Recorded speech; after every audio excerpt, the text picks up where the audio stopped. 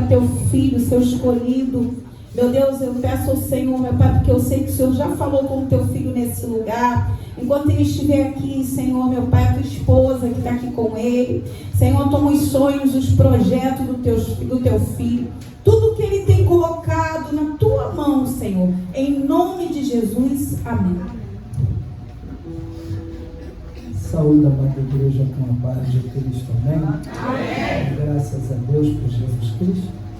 Graças a Deus pela vida da pastora Mari, os demais oficiais e colaborador da casa do nosso Pai. Pode sentar em nome de Jesus. Uma honra estar aqui de novo, louvando a Deus junto com a igreja. Vamos participar de um momento muito santo. Temos que ter muita reverência em relação à Santa Ceia. Porque isso aqui não é um ato comum. A Bíblia fala que eu tenho que me examinar antes de participar. Porque a Santa Ceia é a Páscoa do Senhor. Como assim a Páscoa? A Santa Ceia está ligada com a Páscoa do judeu. Mas como assim está ligada? Vocês vão entender. Porque a Páscoa do judeu foi a libertação deles do império de Faraó, a nova Canaã. A Páscoa nossa, o Cordeiro se faz presente aqui, é a libertação de nós do império das trevas, a nova celestial. Então é a Páscoa do Senhor. Está ligado com a Páscoa do Senhor. É simples as coisas de se entender. E antes de eu participar da Santa Ceia, eu tenho que saber primeiro como que eu estou. E em poucas palavras, que o tempo vai correndo, eu vou trazer uma palavra sobre a Páscoa, sobre a Santa Ceia. E depois cada um de nós examinando como nós estamos. Porque a Bíblia diz que se eu tomar indignamente é para minha condenação. Se vocês não sabem, eu creio que todos sabemos, a Páscoa, a Santa Ceia, ela é justificação, remissão dos nossos pecados, a glorificação de Deus e a vida eterna para nós. Mas também é juízo de Deus, é minha condenação quando eu tomo a Santa Ceia indignamente. Aí como assim indignamente, irmão Cláudio? Quando eu levo uma vida ao contrário da palavra de Deus, quando eu sou desobediente à minha liderança, quando eu sou truculento e ofendo a minha esposa e meus filhos, quando eu vivo uma vida de mentira ou de pecado, quando eu vivo uma vida de fraude, quando eu levo uma vida que eu compro, não pago e dou calote, eu estou em pecado. E se eu tomar a Santa Ceia, eu estou bebendo para a minha própria condenação. É muito sério. Aí talvez pode falar assim, mas eu não peco, eu não faço nada disso. E os pecados de foro íntimo, mágoa, rancor, ira, ódio que está aqui dentro. Aí Jesus pega. Eu estou tomando indignamente. Então, para me tomar a Santa Ceia, eu tenho que já estar me consertando, me libertando já há tempo. Não é daqui a algumas horas eu pequei, chego aqui ajoelho, Senhor, me perdoe, pá. Não, assim não. Eu já tenho que estar, a Santa Ceia todo mundo sabe o dia que é. De preferência já 2, uma semana já está em comunhão, me separando com Deus, participar de um ato tão santo que é isso aqui. Não é agora, vou me consertar nesse exato momento e já pá. Não. E Mateus 5 diz, se eu lembrar que eu tenho alguma divergência com meu irmão, deixa a tua oferta no altar e vai lá te conserte com ele. Glória a Deus. Mas é assim mesmo. Então, para mim participar, eu tenho que lembrar, trazer memória o que eu andei fazendo, aonde eu coloquei meus olhos, o que eu falei, aonde eu coloquei minha mão, o que eu fiz de errado, assinando alguns contratos. Eu tenho que examinar para mim tomar a Santa Ceia. Se eu estiver em falta, é bom que eu não tome. Eu me conserto e espero para a próxima. porque senão tu está tomando para a sua própria condenação. É uma reflexão. Vamos nós, em 1 Coríntios capítulo 11.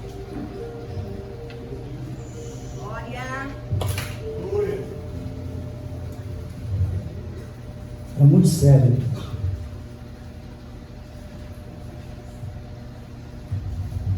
Diz assim a palavra do Senhor Jesus Cristo em 1 Coríntios capítulo 11, versículos 17 em diante.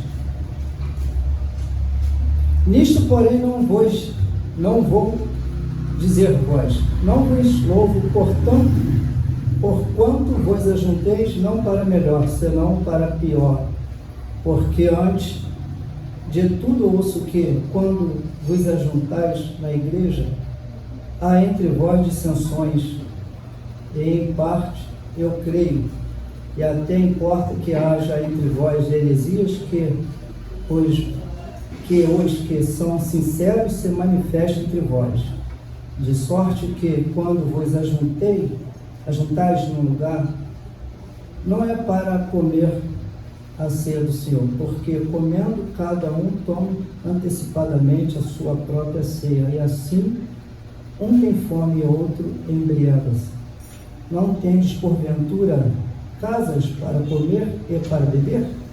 Ou desprezai a igreja de Deus, envergonhais os que nada têm? Que vos direi, louvar-vos-eis nisso, não vos louvo.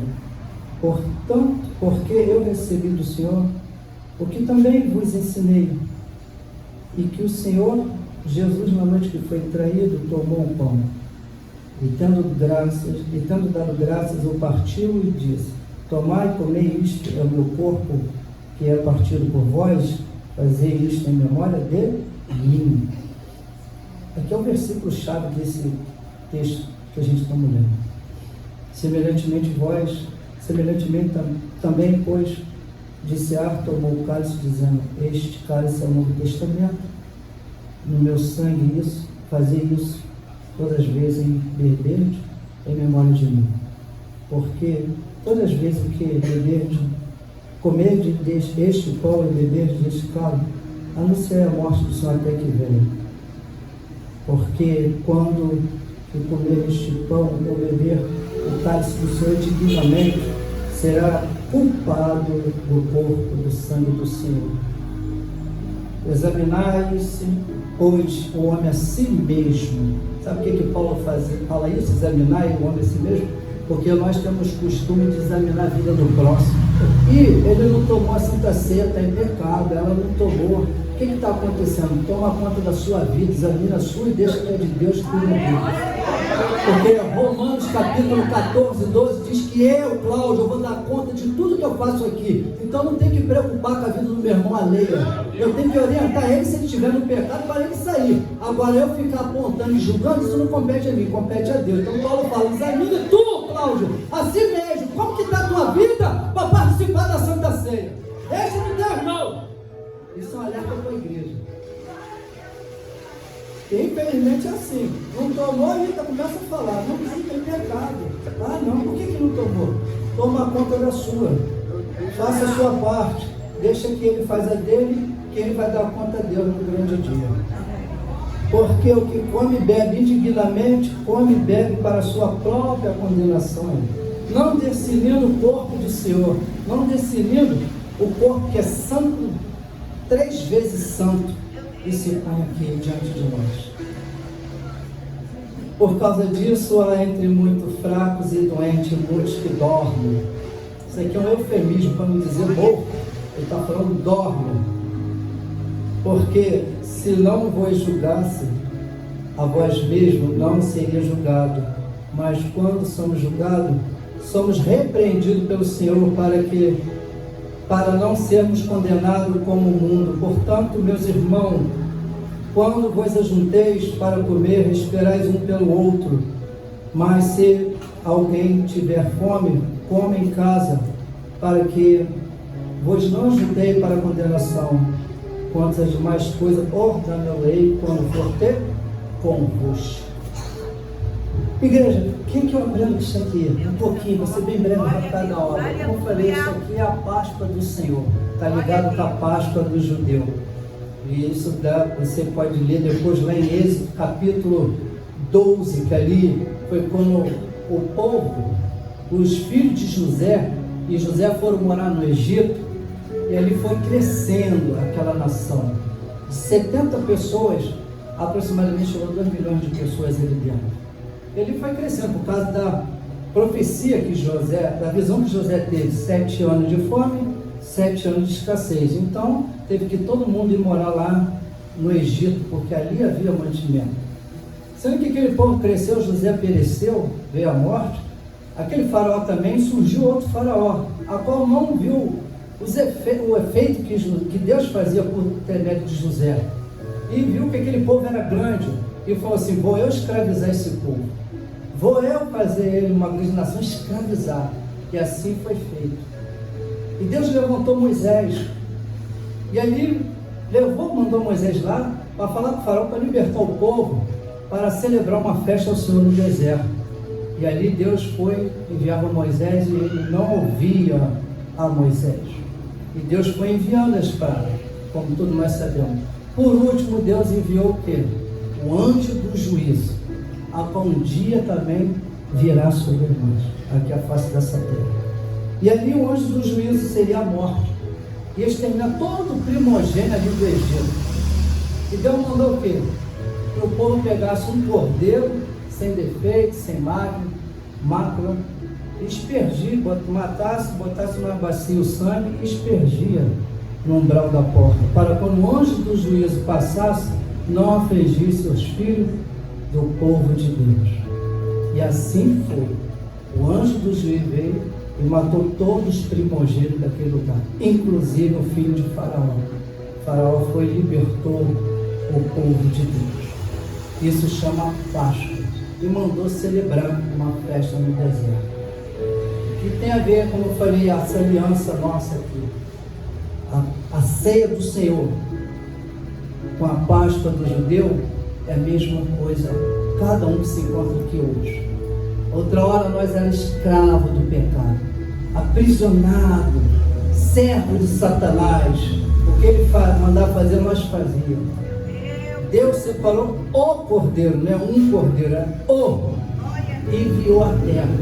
Ele se fez carne, fez milagres, curou, libertou. E no madeiro ele verteu o seu sangue para nos libertar do império das trevas. Isso é Páscoa, é a ceia do Senhor, para que nós hoje tivéssemos liberdade, para nós cultuar a Deus, e a promessa que está guardada para todos aqueles que perseverar até o final, a nova Jerusalém celestial. Uma coisa que eu observo entre meio cristão, muitos cristãos hoje ficam turbados, minha pastora, ficam assustados, ficam apreensivos com tudo que está se acontecendo na face da terra. Por isso que lá em João 14, Jesus falou: não turbai os vossos corações, falando para os discípulos.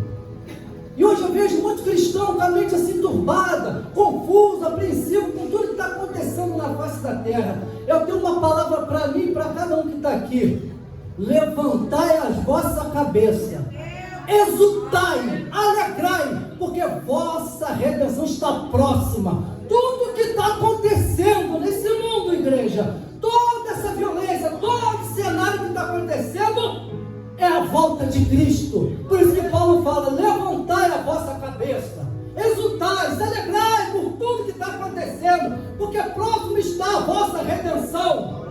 Então nós não temos que ficar turbados, não temos que ficar preocupados, o que é que acontecer com a minha e a vossa vida, não, porque nem a vossa vida está no controle de Deus, está na mão de Deus. Nada acontece com cada um de nós se não for da permissão de Deus. E quando Jesus falou isso em João 14 com os discípulos, eles estavam preocupados, porque Jesus tinha partido. Mas antes disso, Jesus preparou eles, falou assim, lá no capítulo 13, serei traído, serei negado, serei entregue ao sumo sacerdote, serei julgado e morto. Eles ficaram apavorados. E quando ele fala, não turbar o vosso coração, em pequenas palavras para eles e para nós, sabe qual é o remédio disso tudo? O céu, vida eterna. Glória a Deus. É isso. O céu é vida eterna, igreja. Para que tu fica turbado do teu amanhã? Você sabe se tu vai estar amanhã vivo? Quem sabe é Deus. E se tiver, porque Ele quis para a glória dele. E se não tiver, porque Ele quis para a glória dele também. Então não tem que ficar turbada com tudo que está acontecendo. O que eu tenho que saber, o céu está me esperando. Eu tenho que regozijar com tudo isso, porque daqui a pouco, ó, eu vou partir dessa para a vida eterna em Cristo Jesus. É que nem eu sempre falo, a morte, todo mundo vai morrer. Mas de que forma morreu? Com Cristo ou sem Cristo? Quando minha esposa falou do meu pai, eu me esqueci, chorei muito, não pela matéria, mas pela alma dele, que eu sei como ele foi, segundo as Escrituras. Essa foi a minha maior tristeza. Quando isso aqui, ó, como eu digo, não tem valor de nada. Depois que, ó, o fôlego de vida sai a alma. Porque a alma não morre. Ou seja, o corpo padece. A alma não precisa do corpo. Quem precisa do corpo é a alma. Porque quando a alma sai, tu fica inerte. Então, minha maior tristeza foi isso. Então, é isso que Jesus estava falando.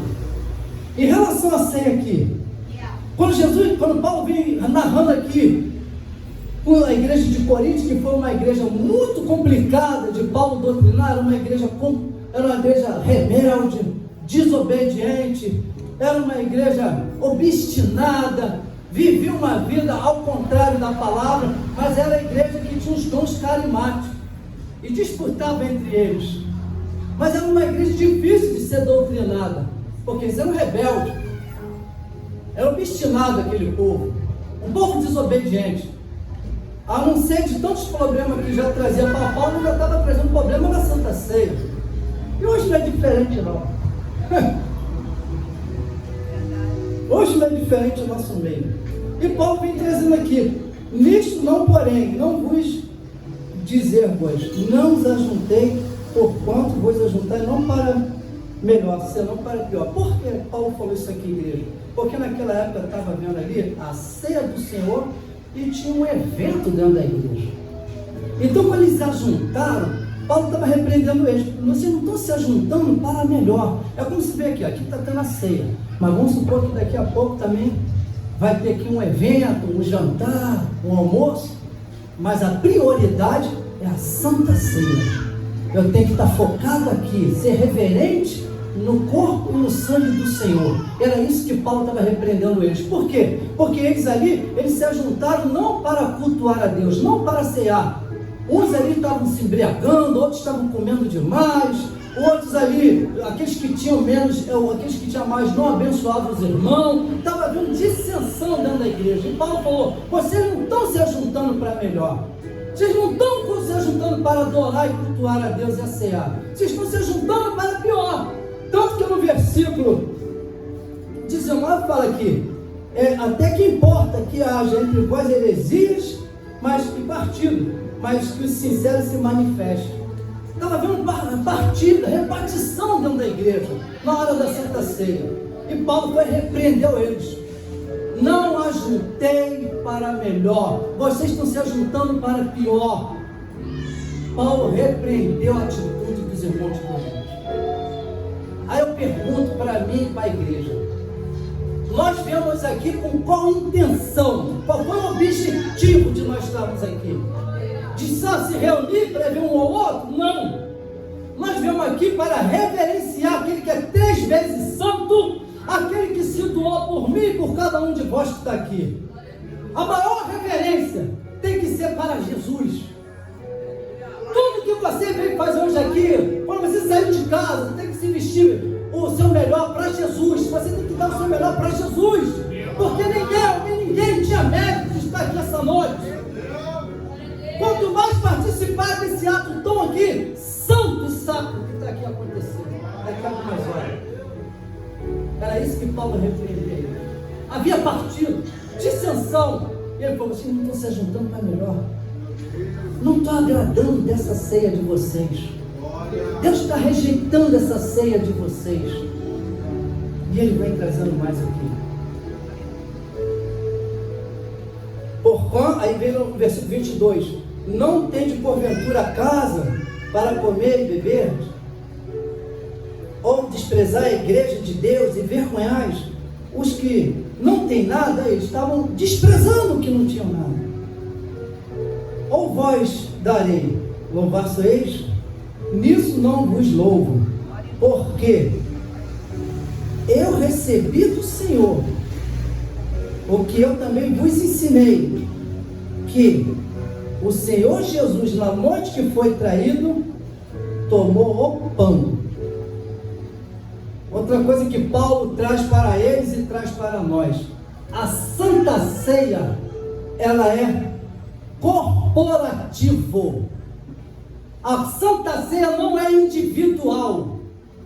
A Santa Ceia é coletiva. A igreja tem que se participar da Santa Ceia, mas, entretanto, porém, conjunção adversativa. Não obstante, eu só posso participar da Santa Ceia quando eu participo das dores dos meus irmãos. Como eu estou entregado na igreja, como eu sofro junto com a igreja, como eu participo do culto da igreja, como eu estou em comunhão com a igreja, como eu estou no evento da igreja, como eu amo meu irmão como Cristo me amou, aí eu participo da ceia. Do contrário, eu não posso, porque ela é corporativa. Eu não consigo entender irmão que participa da Santa Ceia, mas não participa da dores da igreja. O que é a dores da igreja? Da pastora, da missionária que está no piano, da levita, dos meus irmãos, dos meus pastores. Como que eu vou participar da Santa Ceia? Se ela é corporativa, eu tenho que participar da dor dos meus irmãos. Eu tenho que saber o que os meus irmãos precisam. Eu tenho que abrir a minha casa para os meus irmãos e vice-versa. Ah, mas também vai falar assim: ah, mas eu vou abrir minha casa está bagunçada. Então abre, talvez teu irmão vai arrumar aquilo que tu não fez. Eu tenho que estar integrado, igreja. Não tem essa de cristão solo, individual. Jesus, quando fez a Santa Ceia, tinha que ele sozinho, eram 12 estavam ali. É um exemplo. Você tem que saber a dor do teu irmão. Você tem que estar em comunhão com a igreja. Tu tem que frequentar os cultos. Você tem que estender a mão para os teus irmãos. Tu tem que amar ele como Cristo te amou. Do contrário, tu não é bom nem que põe a mão na Santa Ceia. Fique como está e vai se consertar com Deus. É corporativa. É comunia. Amor altruísta que tem que ter para participar. Aí quer participar, mas não sabe a dor da igreja. Não participa de evento nenhum. Tem que estar em comunhão com a palavra. Tem que estar em jejum, em oração. Mas quer participar. E aí, como é que é isso? É isso que Paulo está repreendendo eles. Glória a Deus, aleluia. Aí eu pergunto, para mim, eu tenho que me examinar a mim mesmo. Cada um examine a si próprio, se vós está participando da dor da igreja. Ou se você leva uma vida só, vem para o culto, acabou, vai embora. Ou só vem no dia de Santa Ceia, ou só vem aos domingos. Como é que é isso? Você sabe da dor do seu irmão? Você sabe o que o seu irmão está precisando? Você tem estendido a mão do seu irmão? Paulo fala isso. Isso é corporativo, é em comunhão com meus irmãos. É o corpo de Cristo para participar da Santa Ceia. Estamos um ligado com o outro em Cristo Jesus. Então a dor do presbítero é minha dor, a dor da pastora é minha dor, a alegria dela é minha alegria, a alegria do presbítero é minha alegria. É assim que se funciona. Esse negócio de divisão está fora, então tu nem põe a mão. Tu está tomando para a sua própria condenação. É isso que o Paulo está ensinando para os coríntios.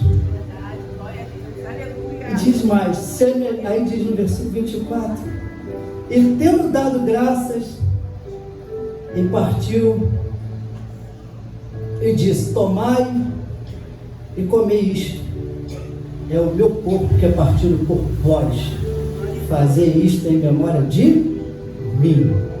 Semelhantemente também, depois de cear, tomou o cálice, dizendo: este é o cálice do Novo Testamento, a nova aliança que eu fiz com vós, no meu sangue. Fazer isto toda vez que beber em memória de mim. O que Jesus está falando desses dois versículos em memória de mim? Ele está falando assim: Cláudio, lembra quem tu era? Lembra a vida de devassidão, de pecado que você tinha aí fora? Cláudio, lembra quantos livramentos eu te dei, Cláudio? Cláudio, lembra quando você ofendia minha santidade com teus pecados hediondos? Lembra que você transgredia a minha lei, ainda que você não me conhecia, mas você transgredia, Cláudio? Lembra, Cláudio, a tua vida de prostituição que tu levava, Cláudio? Fazer isso, Cláudio, toda vez em memória de mim, porque ainda que tu não me conhecia, Cláudio, eu te guardei, eu te livrei, eu te amei, Cláudio, com amor incondicional, Cláudio, para que hoje você fosse teus pecados redimidos, justificado, Cláudio, e pudesse estar aqui. Então lembra de tudo que eu fiz por ti, sem você ter mérito, Cláudio. É isso que Jesus está falando para mim e para a igreja. É isso, igreja. Lembra a vida que vocês tinham. Lembra como vocês andavam, errante, além da vontade de Deus, aquém de Deus, aquém dos mandamentos de Deus, igreja. E olha o que Deus fez. Hoje estamos aqui. Então quando você lembra e fala, fazer isso, igreja, em memória de mim. Lembra de tudo que eu fiz, o que tu era antes de ter hoje. Herdeiro, co-herdeiro da graça e do reino de Deus, igreja. É isso que Jesus está falando. É isso que Jesus está falando para mim e para a igreja. Nesses dois pequenos versículos. Então, como que eu posso tocar aqui indignamente? Não tem como, igreja, eu tocar aqui indignamente. Eu não tenho direito. Eu não posso. Eu tenho que lembrar o que eu era. Eu não tinha valor nenhum para a sociedade. Miserável que eu era para a sociedade. Mas Deus não olha como a sociedade olha, como o homem olha. Deus não olha. Ele olhou com amor incondicional por cada um de nós que estamos aqui. Como que nós vamos tocar aqui indignamente? Não tem como. Não tem como, igreja. Não tem como. Só aquele que não tem essa consciência. Só aquele que é fora de si. Não tem um raciocínio perfeito, uma faculdade perfeita. Aí faz. Mas nós que somos perfeitos, a glória e o louvor de Deus, não temos como tocar indignamente. Temos que lembrar que nós não tínhamos direito de estar sentado nesse banco hoje, nessa hora. Não tínhamos direito de estar respirando esse ar. O que cabia para mim, por cada um daqui, a condenação, juízo e fogo eterno. E olha aqui, o nosso Deus, nosso Jesus se doou, morte de cruz, para cada um de nós estarmos aqui nesse direito. A qual nós éramos escravos do pecado. Nós somos livres. E tem uma promessa para mim e para a igreja. A Nova Jerusalém, onde Deus estará lá com o Pai e o Espírito Santo, preparando a boca dos cordeiros. E como eu falei em Juízes, em João 14, não vos turbar o vosso coração, na casa do meu Pai é muita morada. Quando ele fala na casa do meu Pai é muita morada, nós não tínhamos direito ainda, ele teve que vir e se doar para cada um de nós. Hoje nós temos direito a essa morada. Outra hora não tínhamos, porque vivíamos na vida do pecado. Jesus veio, justificou o meu e teu pecado. E essa morada de João 14 está preparada para a igreja. Por isso que Paulo fala, exultai, alegrai, por tudo isso que falta pouco. A redenção da igreja. É isso tudo. Esse é o ato mais lindo que tem aqui para cada um de nós. É mais lembrar o que Jesus fez por cada um de nós. Por isso nós estamos aqui.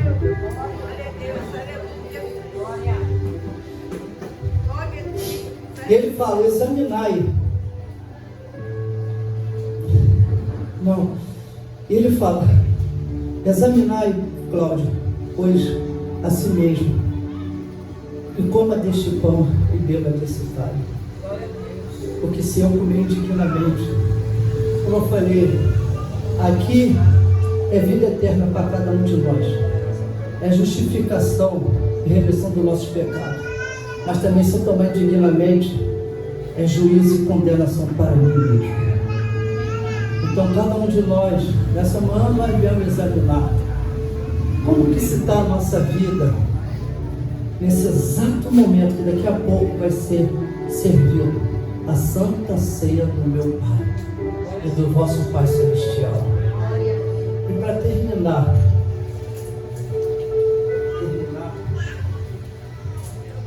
tem 4